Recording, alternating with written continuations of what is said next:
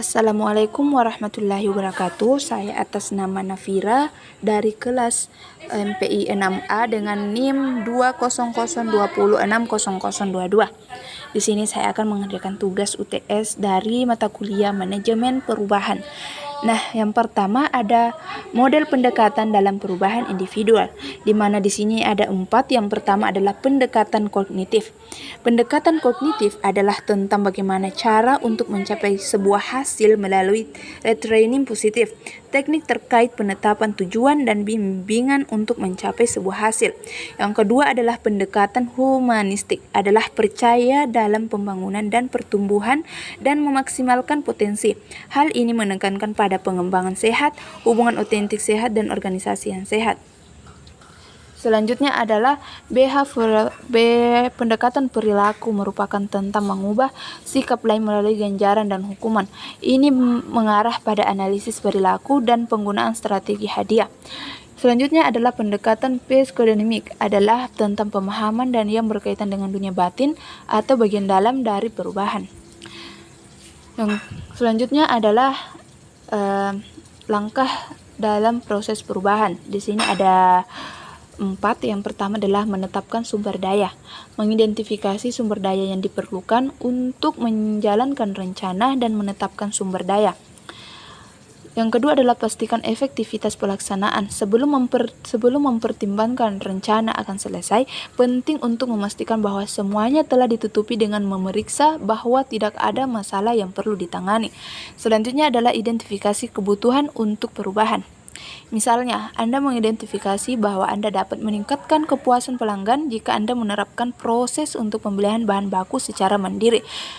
Yang selanjutnya adalah mengidentifikasi tujuan dari perubahan dan konsekuensi potensial. Tujuannya adalah untuk mengurangi waktu pemrosesan dan meningkatkan kepuasan pelanggan. Tetapi salah satu konsekuensi negatif bisa saja menyebabkan harga menjadi lebih tinggi atau resiko yang perlu ditangani. Rencana dapat dibuat untuk memperkerjakan karyawan, mencari pemasok, dan menempatkan proses di tempat. Selanjutnya ada jenis masalah dalam pengembangan organisasi. Di sini ada 3. Yang pertama adalah stres kerja, di mana stres kerja sendiri memiliki pengaruh negatif atau tingkat stres yang dialami karyawan semakin menurun. Kinerja yang dihasilkan begitu juga sebaliknya, sehingga disarankan penting bagi manajemen untuk selalu memperhatikan dan memperbaiki strategi pada penanganan stres dalam organisasi. Selanjutnya adalah gaya kepemimpinan. Gaya kepemimpinan juga mempengaruhi suatu organisasi yang dijalankan. Ketika gaya kepemimpinan tidak sesuai apa yang diharapkan, hal itu dapat mempengaruhi motivasi seseorang dalam bekerja menjadi lebih baik. Yang ketiga adalah komunikasi. Komunikasi sangat berperan dalam menjaga kebutuhan individu, karena komunikasi dibangun sebagai sebuah mekanisme penyesuaian diri untuk individu. Mekanisme penyesuaian diri adalah alat yang digunakan untuk menolong individu mengenali dan merespon kondisi yang mengancam eksistensinya. Selanjutnya adalah teknik dalam pengembangan organisasi. Teknik pengembangan organisasi di sini ada 4. Yang pertama adalah survei Botbeck, yaitu suatu teknik pengembangan organisasi di mana kuesioner dan interview digunakan untuk mengumpulkan informasi tentang masalah yang terkait dengan organisasi itu sendiri. Yang kedua adalah education and training activity, yaitu training ini dilakukan untuk mengembangkan wawasan personal. Education dan training activity ini merupakan teknik pengembangan organisasi yang melakukan peningkatan pemahaman pekerja atau perilaku yang mereka sendiri dan dampaknya terhadap orang lain. Yang ketiga adalah team building.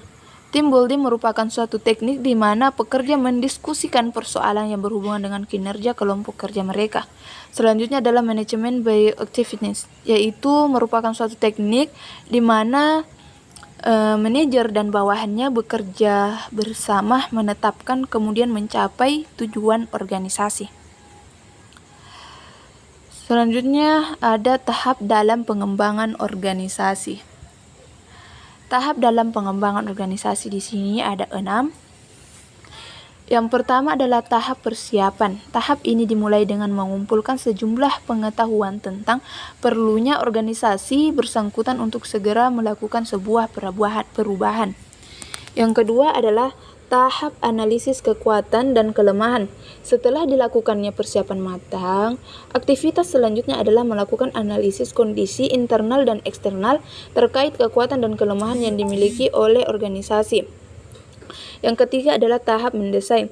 Subunit organisasi baru, perubahan umum bertujuan agar organisasi semakin aktif terhadap sebuah perubahan.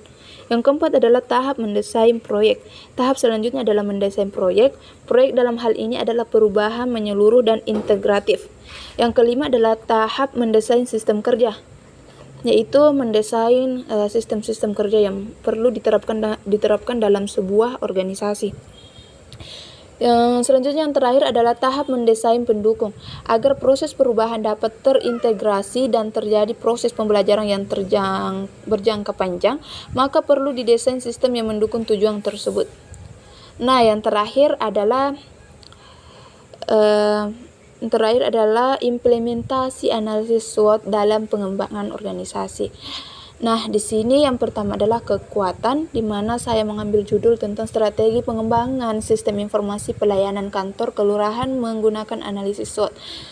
Nah, di sini ada yang pertama itu adalah strike atau kekuatan. Yang pertama itu pelayanan administrasi yang tanpa dipungut biaya. Yang kedua, sistem yang mengatur pelayanan administrasi. Yang ketiga, visi dan misi yang mendukung kualitas layanan. Yang keempat, pengelolaan permohonan perizinan.